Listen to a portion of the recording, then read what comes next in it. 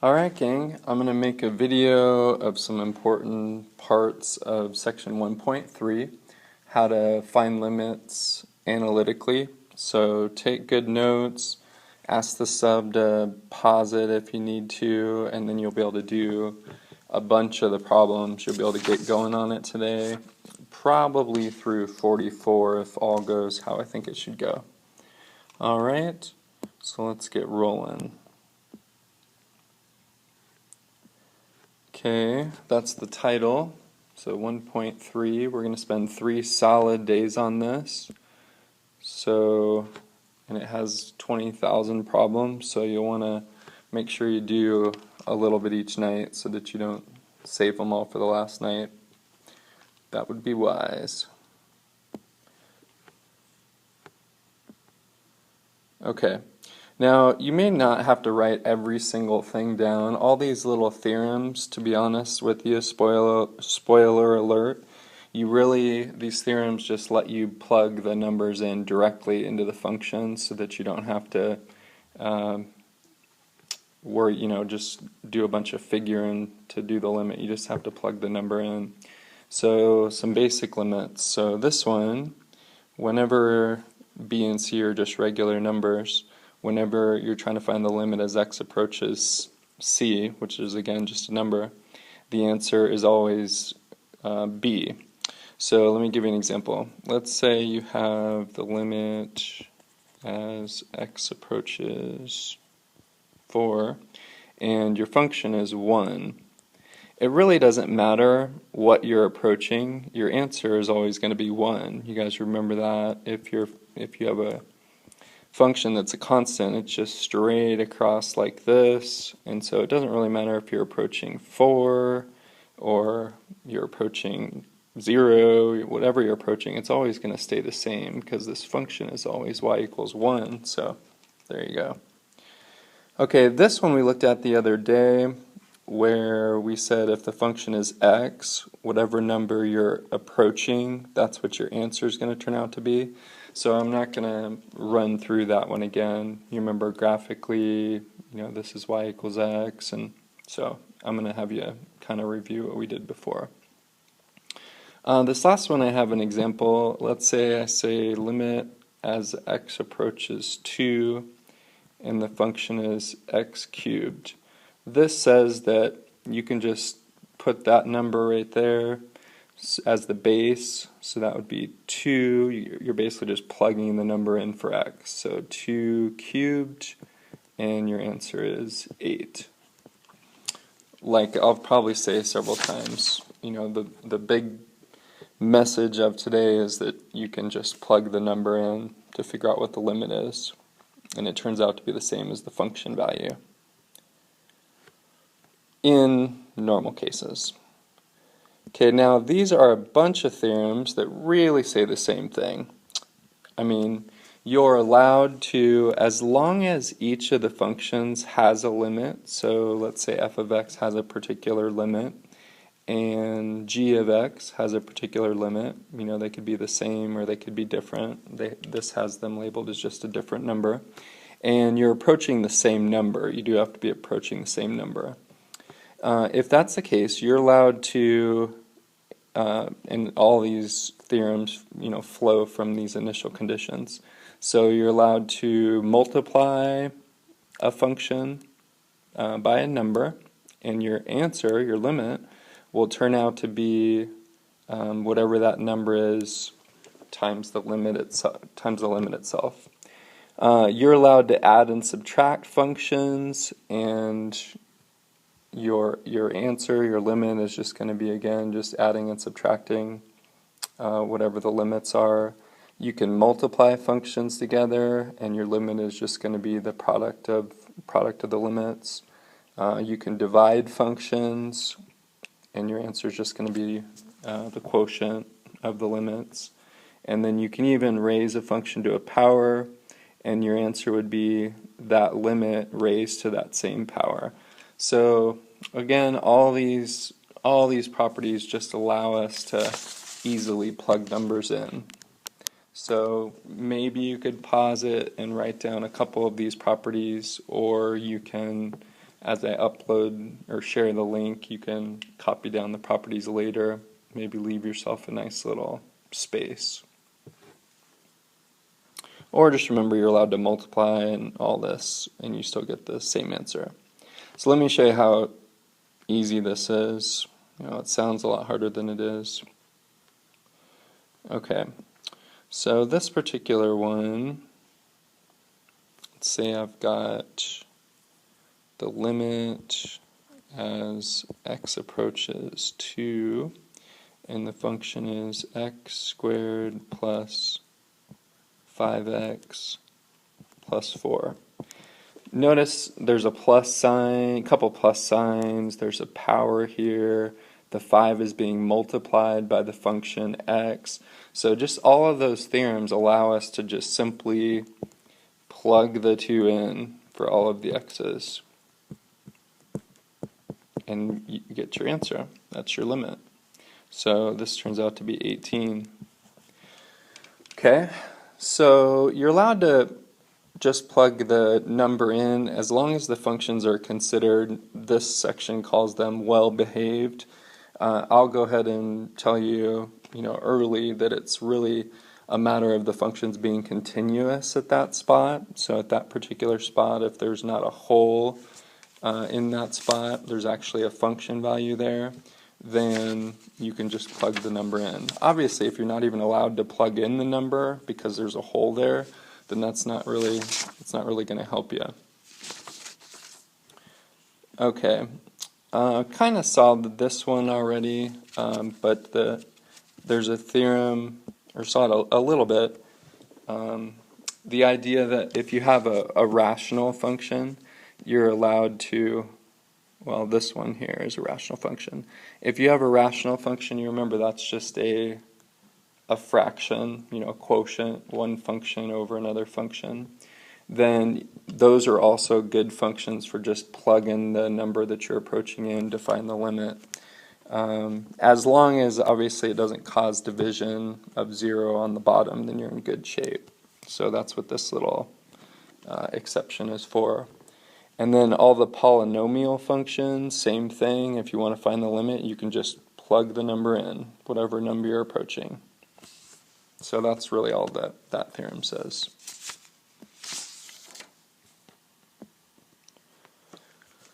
All right, so probably hardly worth an example, but I'll go ahead and do it. This one is, a rational function. It's got x squared plus 5x plus 4, and we're dividing by x plus 4. If we want to find the limit, then we just simply plug the 2 in. So 2 squared plus 5 times 2 plus 4, all that over 2 plus 4. We get 18 over 6, and we get 3. So there weren't any issues. When I plugged in 2, it didn't cause the denominator to equal 0, so I didn't have to use any of the special techniques that we'll talk about the next day.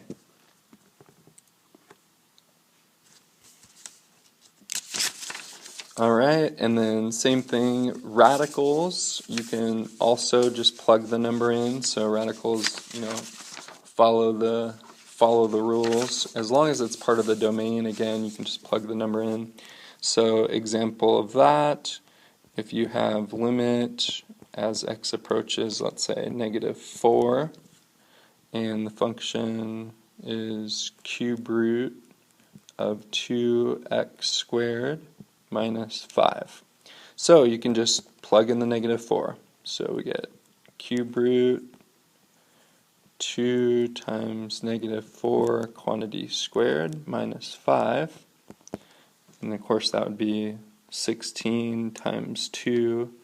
So that would be 32 minus 5. So we've got the cube root of 27, which is 3. So that's the limit.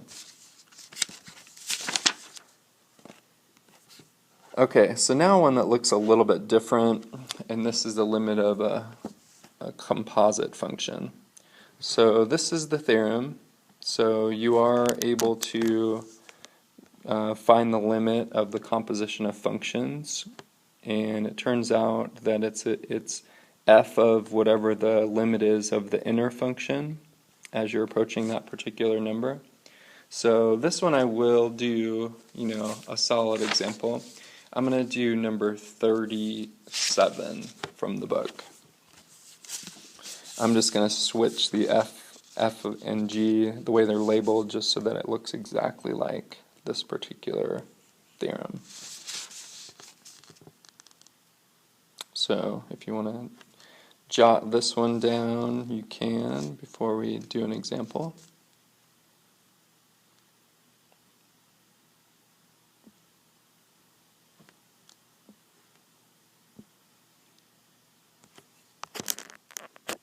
Okay, so we got, again, this is number 37, kind of swap the F and G. I always feel like I'm cursing when I say F and G, but okay. So we got 5 minus x, and then for f of x, we have x cubed. And the problems just kind of run you through the steps. So I'm just going to go ahead and do the exact steps here. So the first part, it says, okay, let's find the limit as x approaches 1 of the function g of x. So it's really simple. You just take the 1, you plug it in. So you got 5 minus 1, that gives you 4. The next problem, guides again, it says the limit as x approaches 4 of f of x. So that means you just would plug the 4 into that function, so that would be 4 cubed, that equals 64. So the condition was that they both have to have limits at these particular spots, so the f of x has to have a limit as x approaches whatever the limit of that other function was. And then finally, find the limit as x approaches 1 of f of g of x. So using the theorem, the theorem says that that would be the same thing as f of the limit as x approaches 1 of g of x. Well, we found this answer. The limit as x approaches 1 of g of x was 4, so that's f of 4. And so we can plug the 4 in, and so we plug the 4 in, we get 64. Okay? You're probably like, not sure about that one. Might be a little bit weird, but it's just the composition of functions. So another way to think of it is if you looked at this, if you looked at this and you just plugged the 1 into the g of x, just straight from here, so you'd have 5 minus 1, so that's 4, and then you're just saying what's f of 4, and then boom, you got it that way. Alright, last little thing today is these are the transcendental functions, and they are just another list of functions that are totally fine to plug the numbers in. Whatever number you're approaching, you just plug the number in for the x. And as long as it's part of the domain, of course. It's not like you're going to plug a number in where there's a vertical asymptote and say that you're going to get a limit. So you'll notice all 6 trig functions are there, and then exponential functions and logarithmic functions. It helps to know special values, for your trig, so that trig knowledge will just keep helping you, or hurting you. Hopefully not. Okay, last slide. So we have the limit as x approaches 3/4 pi of the function tangent x. So again, you're just allowed to plug in the number there. So we have tangent of 3/4 pi. And this would be a non-calc portion of the AP test. If they asked you one this would be a simple one, but if they asked you one like this, you would draw a diagram, and that would be 3/4 pi. And then your reference angle, just to use your terminology that you learned in pre-calculus, so your reference angle would be pi force, and then you have to remember across from pi force is radical 2/2, and this one is also radical 2/2, but it's negative because you're going negative in the x direction. And so now if you're saying what's the tangent, it would be the y value over the x value, or opposite over adjacent, and so that would give you -1. And then the last problem today is limit as x approaches 2 of the function e raised to the 3x, and this just equals e, and then you just plug the 2 in for the x. So boom, e to the 6th power would be your limit.